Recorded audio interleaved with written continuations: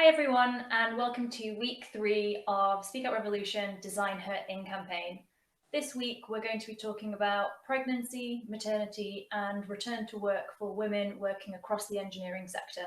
We'll be looking at quotes that women have anonymously submitted, and Frances and I will be discussing our experience of those. Over to you, Fran. Perfect, thank you very much. So I'm going to start with our first topic, which is pregnancy in the workplace. So the first quote we've got is, when I said I was pregnant, he immediately said that it was the end of the road for promotion. My performance was graded poor, unfairly and unjustifiably, because they planned to remove me from the project because of my pregnancy. How do you feel about that? I'm shocked. I've never been pregnant, and I am shocked that that is something that even happens. However, I know it does.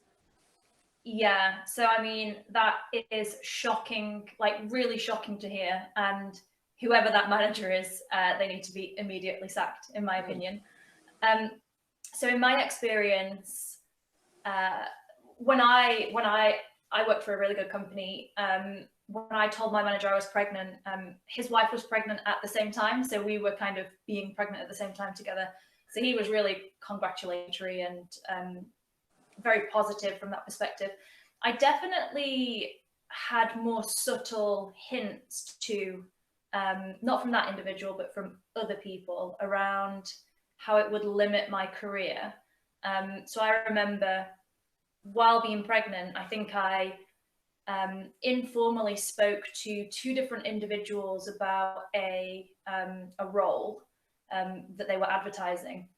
And they weren't as bluntly honest as what this lady's told us, but there was definitely a strong, I left the conversation with a strong sense of, don't bother applying for these jobs because we want to employ someone at this point in time.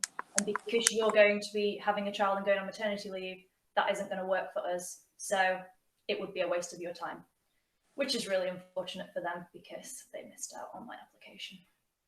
It is very unfortunate, definitely. We've got another quote here from our Instagram. Actually, we did a poll on Instagram, and a very similar thing about being asked, why did I get pregnant whilst I was discussing promotion with my manager? You shouldn't want a promotion if you're going to get pregnant. And I don't think, from my point of view, I would never want a pregnancy to limit my career options, and that's what I feel like it does. Yeah, so I actually know, I know this person who submitted that comment, and I think the whole setup is kind of like the comment is just ridiculous in itself because it kind of says that there's so many assumptions embedded in it, in my opinion. Like one assumption is if you reproduce, then your decade of experience and your skill set and all of the degrees that you've got become irrelevant and you have no value to add into the workplace, so we can't possibly promote you. Which is obviously absolutely wrong. And in my opinion, if anything, having a child only equips you with more skill sets rather than less. And then there's this other assumption that is, as soon as women reproduce, they don't care about work anymore. They don't care about their careers. And actually, in my experience, it's the exact opposite. I remember finding out I was pregnant and thinking like, oh, I'm going to have to really ramp it up now because I want to make sure the time that I'm going to be spending away from my child is like well spent. And I need to make sure that I'm not just doing a job for the sake of it. I'm doing it because I really care about it, and the things that and the value that I'm adding is, massive value add, not just showing up for a paycheck, essentially.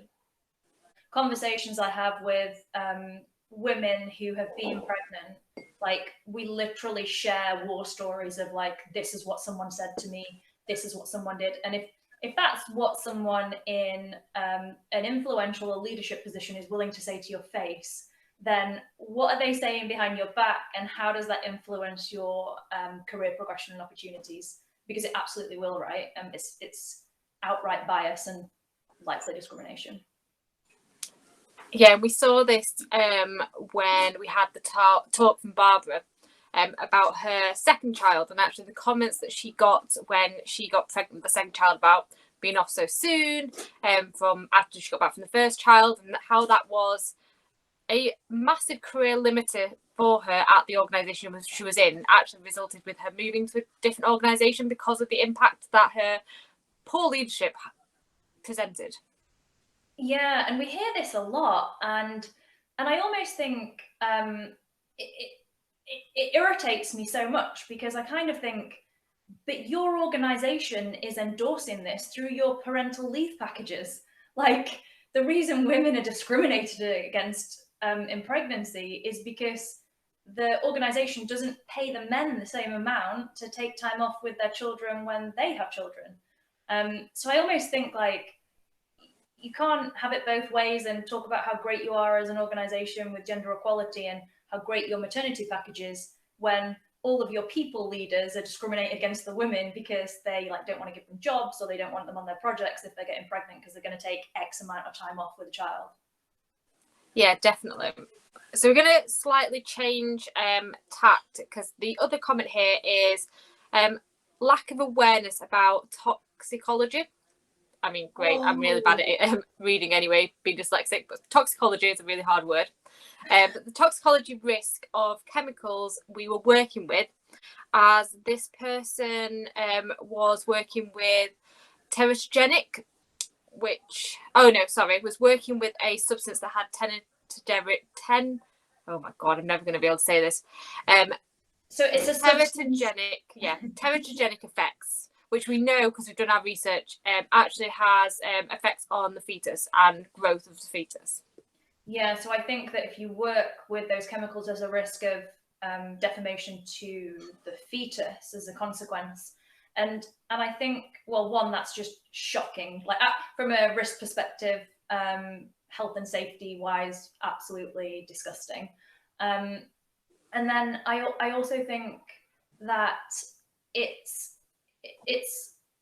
suggestive of a wider trend that I see that exists, that is essentially organizations just haven't yet recognized that women get pregnant and that they have to accommodate that in some way, because they've perfectly designed workplaces for, in most cases, middle-aged white men, and haven't thought about anyone else. And then somebody gets pregnant and it's impossible to accommodate that for some reason. So I think it's really, I think it's symptomatic of the fact that we haven't designed workplaces with women and women who get pregnant in mind.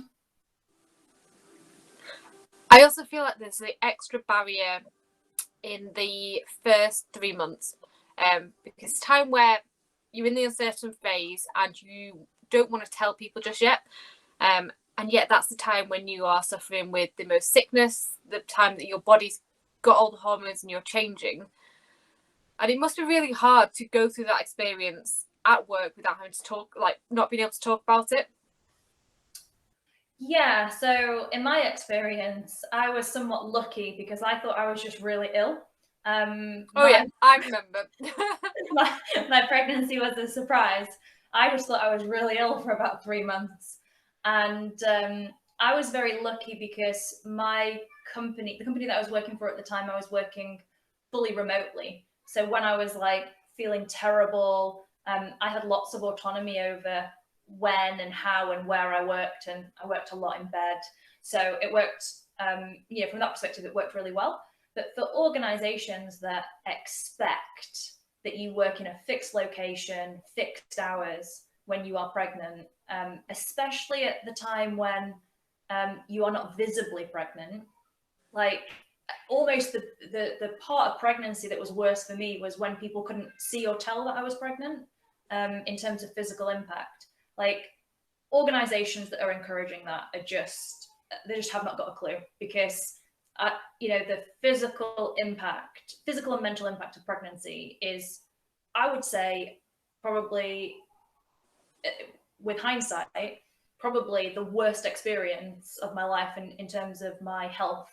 And so companies that expect women to go into the workplace and show up and tick the boxes of their standard working culture really need to rethink that. Yeah, definitely. And I suppose it gets easier when people know you're pregnant and when you're showing. However, then you've got the other burden of showing you're carrying a lot of extra weight and you're still having to perform at your optimal until literally the very end. Like, a lot of women work up until their due date. Yeah, so I worked past my due date, mostly out of boredom and not wanting to wait. But I had a really, my employer was very massively accommodating in terms of when and how I worked. So that was fine. But I can imagine that, if I worked in an office location, like, there are just really simple things that you need when you're pregnant that organizations do not provide, even if it is suggested or recommended in law. So there are things like pregnancy parking just doesn't exist. Like, driving and then walking into work when you are pregnant is just a whole thing. Like, it's a whole, and I kind of relate it to when I hear people talk about having invisible disability. I think, yeah, I can kind of relate to that because that's how I felt when I was pregnant. For some examples and some people that we've spoken to, the exhaustion when you're pregnant, like when you get tired, you have to lay down. Like, I can't describe it any other way. And companies just do not provide places for you to lay down. Like, it's just not a thing. So there's all these like little things that have a massive impact on you being able to work at your full capacity when you're pregnant. But companies just, I don't know, don't provide, don't care about, don't ask about. It's pretty poor. These were mine and Marie's experiences. Tell us yours in the comments.